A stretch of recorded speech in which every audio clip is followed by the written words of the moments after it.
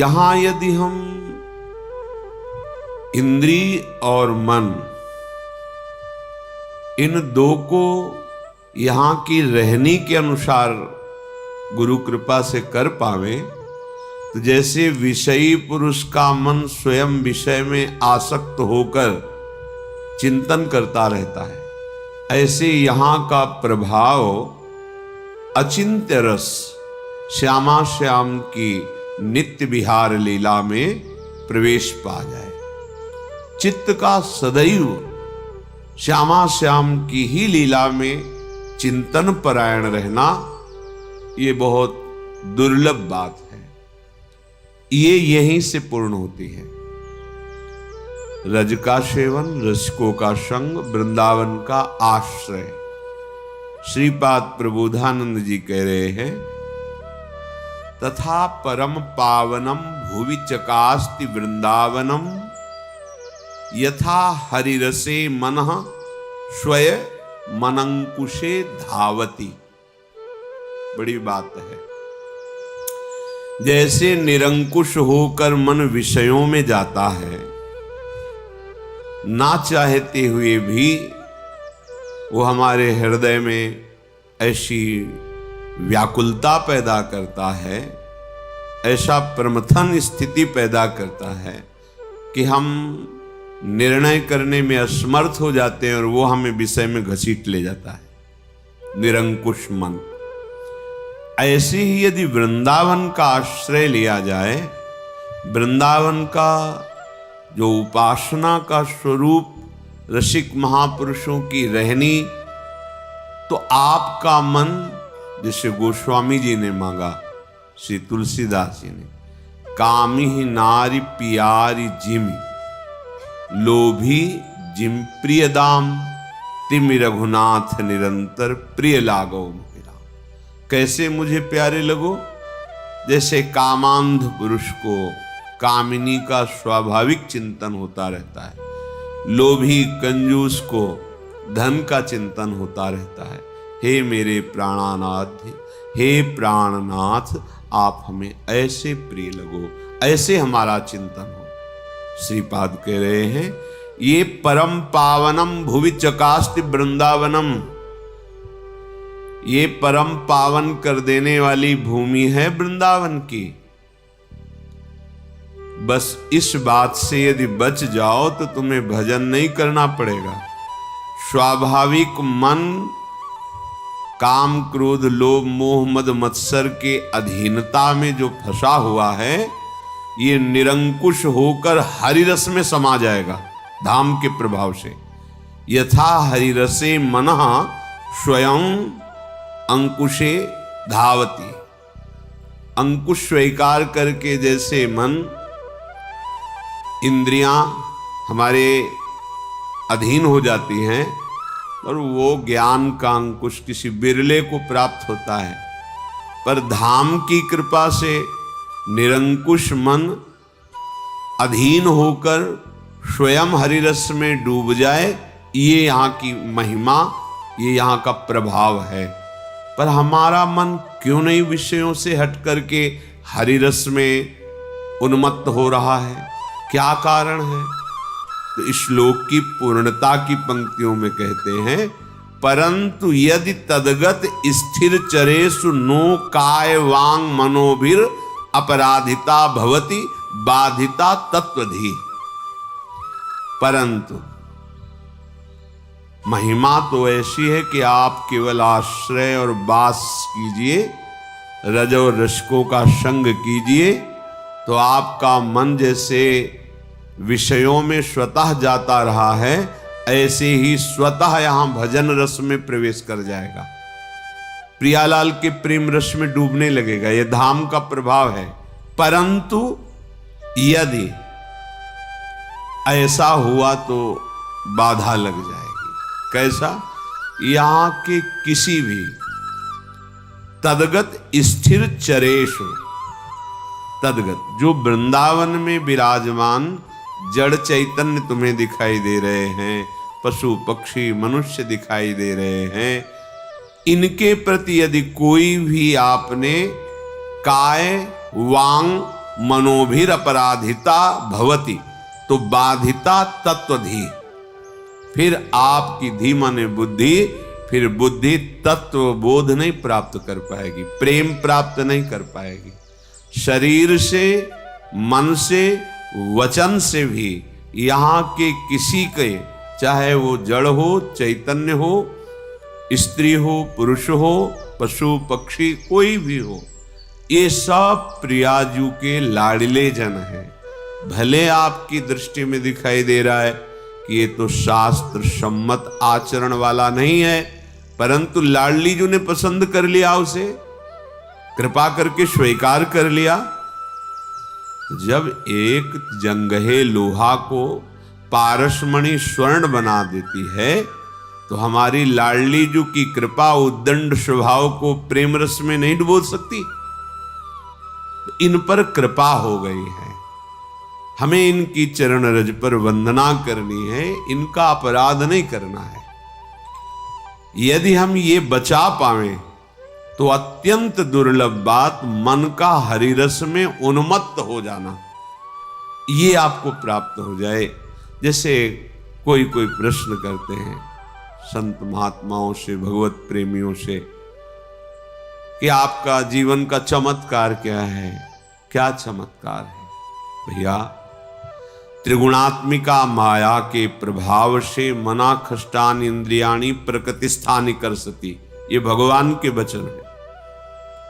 दैवी हेषा गुणमयी मम माया दुरत्या, जो त्रिगुणात्मिका माया दुरत्य है, उसके प्रभाव से मन और 5 ज्ञानेंद्रियाएं विषयों में ही धावित रहती, भागती रहती, उन्हीं का सोचना, उन्हीं को भोगना।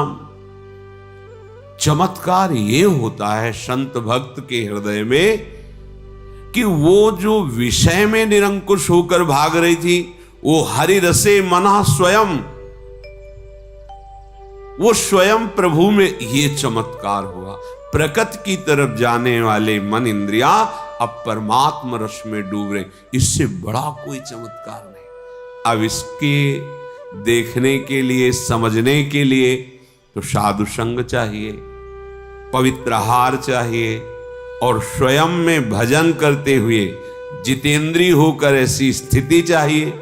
स्थिति प्रज्ञ को स्थिति प्रज्ञ ही जान सकता है, विषयी अनुमान भी नहीं लगा सकता है। ऐसे ही हमें बाहरी किसी भी व्यक्ति, वस्तु, स्थान में आशा, ममता, भरोसा, आसक्ति ना रह जाए। अगर ऐसी स्थिति प्राप्त हो गई तो इससे बड़ा कोई चमत्कार नहीं। त्रिभुवन में, सृष्टि में कोई चमत्कार इससे बड़ा नहीं। और सब चमत्कार हो सकते हैं। विषयी मन को, विषयी जीवन को निर्विषय करके भगवान में लग जाना, यह अद्भुत चमत्कार है। यह अद्भुत, जो मन हमारा विषयों में खेल रहा है, हम हटा रहे हैं तो भी नहीं हट रहा है, हरि कृपा से, गुरु कृपा से विषय शनै शनै त्यज्यताम, त्याग होने लगे, मन प्रभु में लगने लगा, चमत्कार हो गया। अनंत जन्मों से विषयों में फंसा हुआ मन कुछ मिनट प्रभु में लगने लगा, बोले अद्भुत चमत्कार हो गया।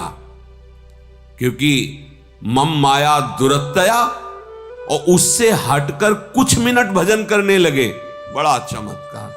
और कहीं ऐसी स्थिति तद विस्मरणेन परम व्याकुलते थी, अब तो रहा नहीं जाएगा, यदि विस्मरण हो जाए तो ऐसा लगेगा प्राण निकल रहे। अब ये बात बन गई। सांसारिक, पार्थिव, प्राकृतिक चमत्कार, प्राकृतिक ये अलौकिकता जो दिखाई दे रही है, कहीं कुछ विशेषता दिखाई दे रही है, वो सब माया जनित ही है। विश्वास करो। मलिन बुद्धि होने के कारण, जैसे कोई कहता है किसी संत से कि आपके जीवन में चमत्कार क्या हुआ है, आप बताएं, इसका ठोस प्रमाण दीजिए। तो भक्ति पोली थोड़ी होती है, भक्ति तो घनीभूत होती है, ज्ञान थोथा थोड़ी होता है। तो शुद्ध सच्चिदानंदमय है, तो प्रमाण कौन ले रहा है? प्रमाण ले कौन रहा है? शरीराभिमानी, बहिर्मुख, प्रपंच को देखने वाला, प्रपंच को भोगने वाला, सत्य वस्तु का प्रमाण तुम्हारे पास है ही नहीं वो यंत्र। इन दो को यहां की रहनी के अनुसार गुरु कृपा से कर पावे तो जैसे विषयी पुरुष का मन स्वयं विषय में आसक्त होकर चिंतन करता रहता है, ऐसे यहां का प्रभाव अचिंत्य रस श्यामा श्याम की नित्य विहार लीला में प्रवेश पा जाए। चित्त का सदैव श्यामा श्याम की ही लीला में चिंतन परायण रहना ये बहुत दुर्लभ बात है। ये यहीं से पूर्ण होती है। रज का सेवन, रसिकों का संग, वृंदावन का आश्रय। श्रीपाद प्रबोधानंद जी कह रहे हैं, तथा परम पावनम भुवि चकास्ति वृंदावनम यथा हरिरसे मनः स्वय मनंकुशे धावति। बड़ी बात है। जैसे निरंकुश होकर मन विषयों में जाता है, ना चाहते हुए भी वो हमारे हृदय में ऐसी व्याकुलता पैदा करता है, ऐसा प्रमथन स्थिति पैदा करता है कि हम निर्णय करने में असमर्थ हो जाते हैं और वो हमें विषय में घसीट ले जाता है। निरंकुश मन। ऐसे ही यदि वृंदावन का आश्रय लिया जाए, वृंदावन का जो उपासना का स्वरूप रसिक महापुरुषों की रहनी, तो आपका मन जैसे गोस्वामी जी ने मांगा, श्री तुलसीदास जी ने, कामी ही नारी पियारी जिमि लोभी जिम प्रिय दाम तिमि रघुनाथ निरंतर प्रिय लागो महिरा। कैसे मुझे प्यारे लगो? जैसे कामांध पुरुष को कामिनी का स्वाभाविक चिंतन होता रहता है, लोभी कंजूस को धन का चिंतन होता रहता है। हे मेरे प्राणानाथ, हे प्राणनाथ, आप हमें ऐसे प्रिय लगो, ऐसे हमारा चिंतन हो। श्रीपाद कह रहे हैं, ये परम पावनम भुवि चकास्ति वृंदावनम, ये परम पावन कर देने वाली भूमि है वृंदावन की। बस इस बात से यदि बच जाओ तो तुम्हें भजन नहीं करना पड़ेगा। स्वाभाविक मन काम क्रोध लोभ मोह मद मत्सर के अधीनता में जो फंसा हुआ है, ये निरंकुश होकर हरिरस में समा जाएगा धाम के प्रभाव से। यथा हरिरसे मनः स्वयं अंकुशे धावती। अंकुश स्वीकार करके जैसे मन, इंद्रियां हमारे अधीन हो जाती हैं, और वो ज्ञान का अंकुश किसी बिरले को प्राप्त होता है, पर धाम की कृपा से निरंकुश मन अधीन होकर स्वयं हरिरस में डूब जाए, ये यहाँ की महिमा, ये यहाँ का प्रभाव है। पर हमारा मन क्यों नहीं विषयों से हट करके हरिरस में उन्मत्त हो रहा है? क्या कारण है? तो इस श्लोक की पूर्णता की पंक्तियों में कहते हैं, परंतु यदि तदगत स्थिर चरेषु नो काय वांग मनोभिर अपराधिता भवति बाधिता तत्वधि। परंतु महिमा तो ऐसी है कि आप केवल आश्रय और वास कीजिए, रज और रसिकों का संग कीजिए, तो आपका मन जैसे विषयों में स्वतः जाता रहा है, ऐसे ही स्वतः यहां भजन रस में प्रवेश कर जाएगा। प्रियालाल के प्रेम रस में डूबने लगेगा। यह धाम का प्रभाव है। परंतु यदि ऐसा हुआ तो बाधा लग जाएगी। कैसा? यहां के किसी भी तदगत स्थिर चरेशु, तदगत जो वृंदावन में विराजमान जड़ चैतन्य तुम्हें दिखाई दे रहे हैं, पशु पक्षी मनुष्य दिखाई दे रहे हैं, इनके प्रति यदि कोई भी आपने काय वांग मनोभिर अपराधिता भवति, तो बाधिता तत्वधि, फिर आपकी धी माने बुद्धि, फिर बुद्धि तत्व बोध नहीं प्राप्त कर पाएगी, प्रेम प्राप्त नहीं कर पाएगी। शरीर से, मन से, वचन से भी यहाँ के किसी के, चाहे वो जड़ हो, चैतन्य हो, स्त्री हो, पुरुष हो, पशु पक्षी कोई भी हो, ये सब प्रियाजू के लाडले जन हैं। भले आपकी दृष्टि में दिखाई दे रहा है कि ये तो शास्त्र सम्मत आचरण वाला नहीं है, परंतु लाडली जी ने पसंद कर लिया, उसे कृपा करके स्वीकार कर लिया। जब एक जंगहे लोहा को पारसमणि स्वर्ण बना देती है, तो हमारी लाडली जी की कृपा उद्दंड स्वभाव को प्रेम रस में नहीं डुबो सकती। इन पर कृपा हो गई है, हमें इनकी चरण रज पर वंदना करनी है, इनका अपराध नहीं करना है। यदि हम ये बचा पावें तो अत्यंत दुर्लभ बात मन का हरिरस में उन्मत्त हो जाना, ये आपको प्राप्त हो जाए। जैसे कोई कोई प्रश्न करते हैं संत महात्माओं से, भगवत प्रेमियों से, कि आपका जीवन का चमत्कार क्या है? क्या चमत्कार है? भैया, त्रिगुणात्मिका माया के प्रभाव से मना खष्टान इंद्रियाणी प्रकृतिस्थानि कर सती, ये भगवान के वचन है। दैवी हेषा गुणमयी मम माया दुरत्या, जो त्रिगुणात्मिका माया दुरत्य है, उसके प्रभाव से मन और 5 ज्ञानेंद्रियां विषयों में ही धावित रहती, भागती रहती, उन्हीं का सोचना, उन्हीं का भोगना। चमत्कार ये होता है संत भक्त के हृदय में कि वो जो विषय में निरंकुश होकर भाग रही थी, वो हरि रसे मना स्वयं, वो स्वयं प्रभु में ये चमत्कार हुआ।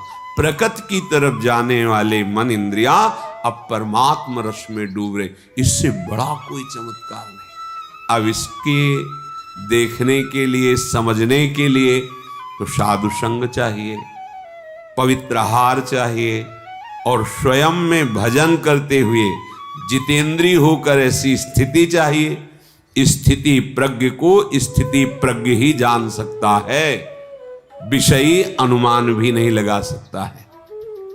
ऐसे ही हमें बाहरी किसी भी व्यक्ति, वस्तु, स्थान में आशा, ममता, भरोसा, आसक्ति ना रह जाए। अगर ऐसी स्थिति प्राप्त हो गई तो इससे बड़ा कोई चमत्कार नहीं। त्रिभुवन में, सृष्टि में कोई चमत्कार इससे बड़ा नहीं। और सब चमत्कार हो सकते हैं। विषयी मन को, विषयी जीवन को निर्विषय करके भगवान में लग जाना, यह अद्भुत चमत्कार है। ये अद्भुत, जो मन हमारा विषयों में खेल रहा है, हम हटा रहे हैं तो भी नहीं हट रहा है, हरि कृपा से, गुरु कृपा से विषय शनै शनै त्यज्यताम, त्याग होने लगे, मन प्रभु में लगने लगा, चमत्कार हो गया।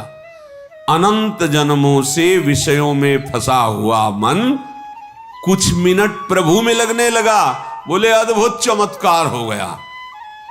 क्योंकि मम माया दुरत्या, और उससे हटकर कुछ मिनट भजन करने लगे, बड़ा चमत्कार। और कहीं ऐसी स्थिति तद विस्मरणेन परम व्याकुलते थी, अब तो रहा नहीं जाएगा, यदि विस्मरण हो जाए तो ऐसा लगेगा प्राण निकल रहे। अब ये बात बन गई। सांसारिक, पार्थिव, प्राकृतिक चमत्कार, प्राकृतिक ये अलौकिकता जो दिखाई दे रही है, कहीं कुछ विशेषता दिखाई दे रही है, वो सब माया जनित ही है। विश्वास करो। मलिन बुद्धि होने के कारण, जैसे कोई कहता है किसी संत से कि आपके जीवन में चमत्कार क्या हुआ है, आप बताएं, इसका ठोस प्रमाण दीजिए। तो भक्ति पोली थोड़ी होती है, भक्ति तो घनीभूत होती है, ज्ञान थोथा थोड़ी होता है। तो शुद्ध सच्चिदानंद में है, तो प्रमाण कौन ले रहा है? प्रमाण ले कौन रहा है? शरीराभिमानी, बहिर्मुख, प्रपंच को देखने वाला, प्रपंच को भोगने वाला। सत्य वस्तु का प्रमाण तुम्हारे पास है ही नहीं, वो यंत्र। उनको पावन करो तो संत में क्या, असंत में तुम्हें भगवत तत्व का बोध हो जाएगा। संत